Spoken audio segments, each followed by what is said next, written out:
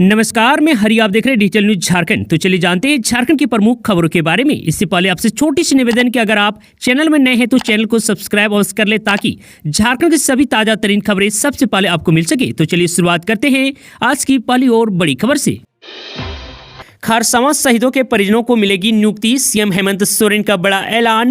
दरअसल आपको बता दूं, सरायकेला में गुवा गोलीकांड के शहीदों की तर्ज पर खारसवां के शहीदों की पहचान कर उनके परिजनों को नियुक्ति दी जाएगी। यह बात मुख्यमंत्री हेमंत सोरेन ने 1 जनवरी को खारसवां शहीद स्थल पहुंचकर कही। इस मौके पर मुख्यमंत्री हेमंत सोरेन के साथ उनकी पत्नी कल्पना सोरेन भी मौजूद थी। हेमंत सोरेन ने खारसवां गोलीकांड में शहीद हुए जवानों को पारंपरिक रीति रिवाज के साथ श्रद्धांजलि दी। उन्होंने कहा कि इस गोलीकांड को 77 साल हो गए हैं। सरकार खारसवां गोलीकांड में शहीद हुए लोगों के परिजनों की पहचान कर उन्हें सरकारी नियुक्ति देने का प्रयास कर रही है।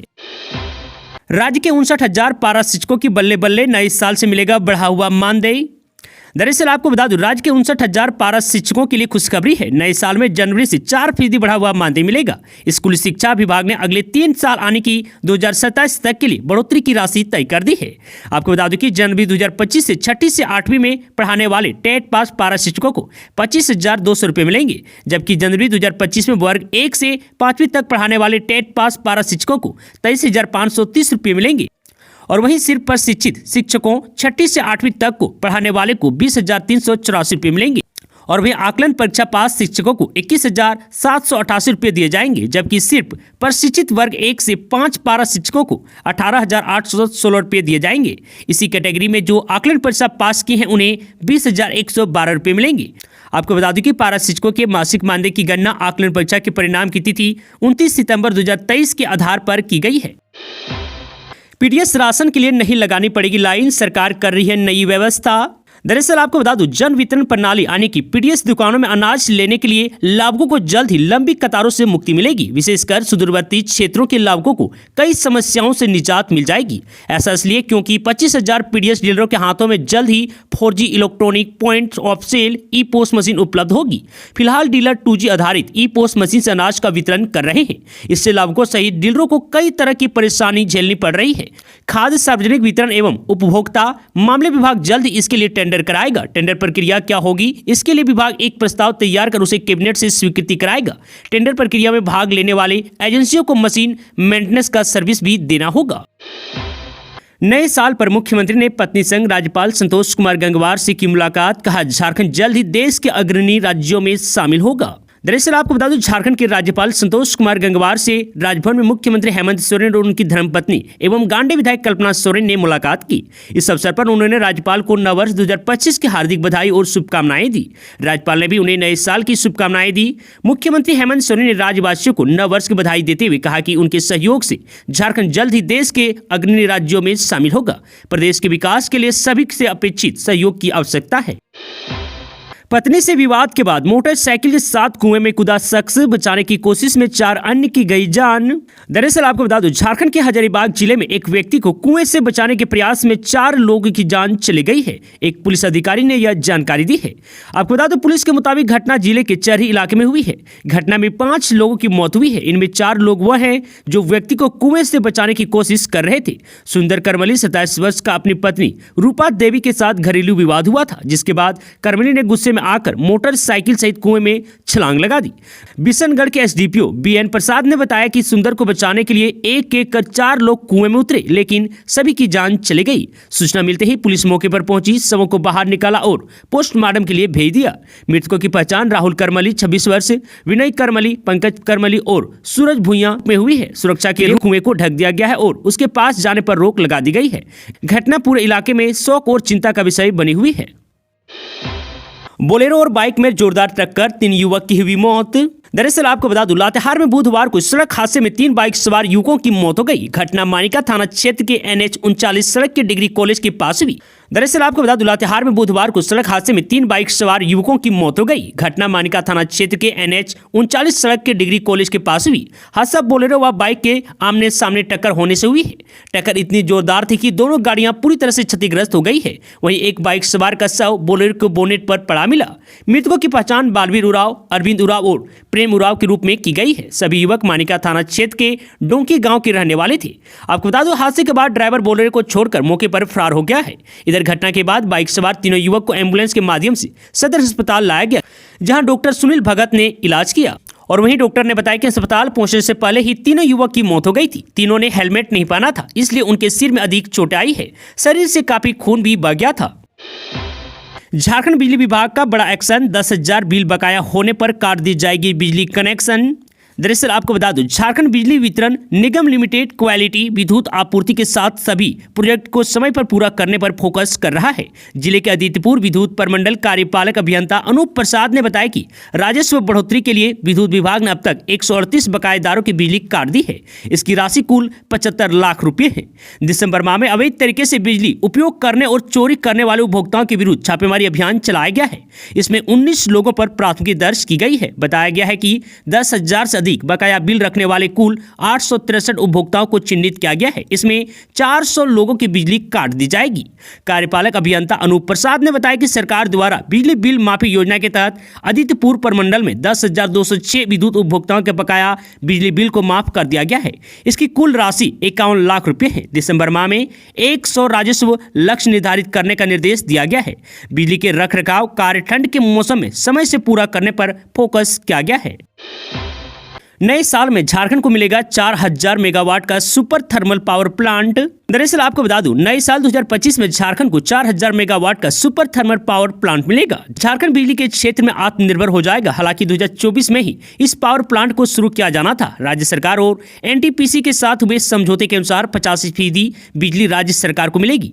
केंद्र सरकार की ओर से कहा गया था कि जो भी सहयोग राज्य सरकार को चाहिए केंद्र की ओर से मिलेगा। केंद्र ने यह भी कहा था कि पावर प्लांट को प्राथमिकता के आधार पर शुरू कराने का प्रयास राज्य सरकार करे। पीएम नरेंद्र मोदी ने 26 मई 2022 को पतरातू पावर प्लांट की ऑनलाइन समीक्षा की थी। इस दौरान पीएम मोदी को झारखंड के मुख्य सचिव ने बताया था कि वर्ष 2024 से पतरातू के निर्माणाधीन 4,000 मेगावाट की थर्मल पावर प्लांट से बिजली उत्पादन होने लगेगा। अब 2025 में इससे बिजली उत्पादन होने लगेगा। दिल्ली से झारखंड तक सभी स्कूल हुई बंद। दरअसल आपको बता दूं, देश भर में कड़ाके की ठंड पड़ रही है। कहीं शीतलहर, कहीं बर्फबारी, तो कहीं बारिश, तो कहीं घना कोहरा का सितम ढा रहा है। शीतलहर का असर ज्यादा है, इसलिए लोग घरों में दुबकने को मजबूर हैं। लोग सड़कों पर अलाव जलाकर बैठे हैं और बुजुर्ग घरों में कैद हो गए हैं। सर्दी के सितम को देखते हुए कई राज्यों ने अपने यहाँ स्कूलों में छुट्टियां कर दी है। हरियाणा, दिल्ली, उत्तर प्रदेश, झारखंड, राजस्थान, मध्य प्रदेश में प्राइवेट स्कूल पहले ही बंद कर दिए गए हैं। और वहीं मीडिया रिपोर्ट के अनुसार दिल्ली, जम्मू कश्मीर के अलावा उत्तर प्रदेश, राजस्थान, मध्य प्रदेश, हरियाणा और झारखंड में भी स्कूल बंद रहेंगे। उत्तर प्रदेश में सभी सरकारी स्कूल 14 जनवरी तक बंद कर दिए गए हैं। प्राइवेट स्कूल भी बंद हो गए हैं, लेकिन यह स्कूल 6 से 10 जनवरी के बीच खुल सकते हैं। राजस्थान में सभी सरकारी स्कूल 25 दिसंबर 2024 को ही बंद कर दिए गए हैं। वहीं 5 जनवरी 2025 तक स्कूल बंद रहेंगे। ठंड को देखते हुए तारीख आगे बढ़ाई जा सकती है। हरियाणा के प्राइमरी से 12वीं तक के स्कूल 15 जनवरी तक बंद रहेंगे। वहीं झारखंड में सरकारी स्कूल 6 जनवरी 2025 को खोले जा सकते हैं। वहीं मध्य प्रदेश में 31 दिसंबर 2024 से 4 जनवरी 2025 तक स्कूलों में शीतकालीन अवकाश रहेगा। मौसम के अलर्ट के मुताबिक राज्य के सरकारी स्कूल बंद करने का टाइम आगे बढ़ाई जा सकती है। नए साल पर इन 4 आईपीएस अफसरों को प्रमोशन का तोहफा। झारखंड के डीजीपी अनुराग गुप्ता ने किया सम्मानित। दरअसल आपको बता दूं, रांची में नववर्ष के पहले दिन बुधवार को झारखंड के डीजीपी अनुराग गुप्ता ने अपने कार्यालय कक्ष में नव प्रमोशन आईपीएस अफसर को बैच लगाकर सम्मानित किया। इन अफसरों में नव प्रमोशन पुलिस महानिरीक्षक अनूप बिरथरे, पटेल मयूर कन्हैयालाल, पुलिस उप महानिरीक्षक चंदन कुमार झा एवं पुलिस उप महानिरीक्षक अनुरंजन किस्पोटा शामिल है। नए साल पर इन्हें प्रमोशन का तोहफा मिला है। साल के पहले दिन चर्चित विधायक जयराम महतो ने की शहीद सुनील महतो की मां से मुलाकात। दरअसल आपको बता दूं, साल के पहले दिन झारखंड के सरायकेला खारसवा जिला पहुंचे डुमरी के चर्चित विधायक जयराम महतो ने झारखंड मुक्ति मोर्चा के कोटे से जमशेदपुर से पूर्व शहीद सांसद सुनील महतो की मां से मुलाकात की। इसी बीच सुनील महतो की मां कई बार उन्हें आशीर्वाद देती और उनके माथे को छूती नजर आई। इस दौरान भारी संख्या में समर्थक भी दिखाई दिए। साल के पहले दिन यहां आए विधायक जयराम महतो ने कहा कि वह जब भी कोल्हान की धरती पर आते हैं, उनकी हमेशा कोशिश होती है कि वह दिवंगत सांसद सुनील महतो की मां के दर्शन कर लें। इस दौरान छोटा गमरिया के रहने वाले कई लोग ने उनसे मुलाकात की, साथ ही अपनी कई शिकायतें भी विधायक महतो के सामने रखी। सीएम हेमंत सोरेन के पास 25 करोड़ 33 लाख रुपए की संपत्ति और वे देश के 8वें सबसे अमीर मुख्यमंत्री के रूप में शामिल हैं। आपको बता दो झारखंड के सीएम हेमंत सोरेन हीरो का भी बहुत शौक रखते हैं। उनके पास हीरो की ज्वेलरी का बड़ा कलेक्शन है। उनके पास 22.63 ग्राम और 15.16 ग्राम की 2 हार है, जिसकी कीमत क्रमशः 4,63,739 रुपये और 3,51,493 रुपये है। इतना ही नहीं, उनके पास हीरो का एक सेट भी है जो 48.91 ग्राम वजनी है। इसकी कीमत 9,57,432 रुपये है। इन सब के साथ 21.33 ग्राम का इटालियन चेन भी है, जिसकी कीमत 1,18,488 रुपये है। इतना ही नहीं, हेमंत सोरेन देश के टॉप 10 अमीर सीएम की लिस्ट में शामिल हैं। इस लिस्ट में वे 8वें नंबर पर हैं। उनकी कुल संपत्ति 25,33,87,953 रुपये है, जिसमें उनकी व्यक्तिगत संपत्ति 22,73,330 रुपये है। और वहीं आपको बता दो, इन पर देनदारी भी है जो 3,92,63,081 रुपये की है। इस बात का खुलासा एडीआर की रिपोर्ट में हुआ है। एडीआर ने वर्तमान में मुख्यमंत्रियों का विश्लेषण रिपोर्ट जारी की है, जिसमें तमाम बातों का खुलासा किया गया है। नए साल की पार्टी में सीएम हेमंत सोरेन का डांस वीडियो सामने आते ही सोशल मीडिया में हंगामा। दरअसल आपको बता दो, झारखंड के मुख्यमंत्री हेमंत सोरेन के एक हमशक्ल ने नए साल के जश्न में धमाल मचा दिया है। नागपुरी गानों पर ठुमके लगाते हुए इस सख्त का वीडियो सोशल मीडिया पर तेजी से वायरल हो रहा है। कद काटी, हेयर स्टाइल और कपड़ों में सीएम हेमंत सोरेन से हुबहू मिलता जुलता यह सख्त लोगों को असली मुख्यमंत्री ही लग रहा था। इस घटना ने सोशल मीडिया पर खूब चर्चा बटोरी और लोग इस हमशक्ल के बारे में जानने के लिए उत्सुक हैं। दरअसल नए साल के जश्न के दौरान एक वीडियो सोशल मीडिया पर खूब वायरल हो रहा है। इस वीडियो में एक व्यक्ति जो बिल्कुल हेमंत सोरेन जैसा दिखता है, नागपुरी धुनों पर नाच रहा है। यह शख्स बिल्कुल सीएम हेमंत सोरेन की तरह लग रहा था। उसने वैसे ही कमीज और पैंट पहनी थी जैसे सीएम हेमंत सोरेन अक्सर पहनते हैं। उसके बाल भी हुबहू सीएम हेमंत सोरेन जैसे ही थे। यहाँ तक कि उसके नाचने का अंदाज भी सीएम हेमंत सोरेन जैसा मिलता जुलता था। इसी वजह से कई लोग उसे असली मुख्यमंत्री समझ बैठे और उनके साथ नाचने लगे। आप उसका फोटो देख सकते हैं जो कि स्क्रीन में दिया गया है। झारखंड जूडो प्रतियोगिता में 43 पदक जीतकर बोकारो बना विजेता। दरअसल आपको बता दूं, झारखंड राज्य सब जूनियर एवं सीनियर जूडो प्रतियोगिता GD Goenka public school Namkum Ranchi में 28 व 29 दिसंबर को आयोजित की गई। इसमें झारखंड के लगभग 600 खिलाड़ियों ने हिस्सा लिया। बोकारो जूडो संघ के सचिव राजीव कुमार सिंह ने जानकारी दी है कि प्रतियोगिता में बोकारो के विभिन्न स्कूलों और क्लबों की 93 खिलाड़ियों ने हिस्सा लिया है। बोकारो के खिलाड़ियों ने अपना शानदार प्रदर्शन दोहराते हुए 12 स्वर्ण, 13 रजत व 18 कांस्य पदक पर कब्जा जमाया है। वहीं सब जूनियर की कैटेगरी में झारखंड में पहले स्थान पर रहा, वहीं सीनियर कैटेगरी में दूसरे स्थान पर रहा। वहीं प्रतियोगिता में स्वर्ण पदक जीतने वाले खिलाड़ी राष्ट्रीय जूडो प्रतियोगिता के लिए चुने गए हैं। 18 से 21 जनवरी तक राष्ट्रीय सब जूनियर जूडो प्रतियोगिता शिव छत्रपति स्पोर्ट कॉम्प्लेक्स बालेवाडी पुणे महाराष्ट्र में होगी। धनबाद बैंक मोड़ में पुलिस की लाठीचार्ज का आशु पार्टी ने किया विरोध। दरअसल आपको बता दूं, धनबाद बैंक मोड़ थाना अंतर्गत मटकुरिया स्थित विकास नगर निवासी रवि कुमार राय की हत्या के विरोध में धरना दे रहे परिजनों पर पुलिस द्वारा लाठीचार्ज की कार्रवाई की गई है। आशु पार्टी ने इसका जोरदार विरोध किया है। आशु पार्टी के धनबाद जिला प्रधान सचिव रमाशंकर तिवारी ने कहा कि हेमंत सोरेन सरकार में धनबाद सहित पूरे झारखंड राज्य में विधि व्यवस्था उथल पुथल है। आए दिन धनबाद जिला के विभिन्न क्षेत्रों में हत्या, लूट, चोरी, चैन छिनाताई, बलात्कार एवं अवैध उत्खनन कर कोयला की सरेआम लूट की घटना जोरों से फल फूल रहा है। वहीं दूसरी ओर इंसाफ मांग रहे परिजनों पर लाठीचार्ज किया जा रहा है। सीएम हेमंत सोरेन ने खारसमा गोलीकांड के शहीदों को दी श्रद्धांजलि। दरअसल आपको बता दूं, झारखंड के मुख्यमंत्री हेमंत सोरेन ने खारसमा गोलीकांड की 77वीं बरसी पर शहीदों को श्रद्धांजलि अर्पित की। विधायक पत्नी कल्पना सोरेन के साथ मुख्यमंत्री बुधवार को शहीद वेदी पहुंचे और शहीदों को आदिवासी परंपरा के अनुसार श्रद्धांजलि अर्पित की। मीडिया से बातचीत करते हुए मुख्यमंत्री ने कहा कि यहां आकर अपने पूर्वजों की शहादत पर उन्हें याद करना काफी सुकून देता है। वहीं हेमंत सोरेन ने आगे कहा कि उनके संघर्षों का ही परिणाम है कि आज अलग झारखंड राज्य का सपना साकार हो सका है। जब लोगों ने देश की आजादी के सपने नहीं देखे थे, तब से प्रकृति के प्रति इनका जुड़ाव रहा। आदिवासी समुदाय का अनुसरण देश दुनिया में यदि होता तो आज प्राकृतिक आपदा और पर्यावरण को लेकर बड़ी बड़ी घटनाएं नहीं होती। घाटीशिला में 60 यात्रियों से भरी बस पलटी। NH 18 पर मची चीख पुकार। पिकनिक मनाने जा रहे थे सभी।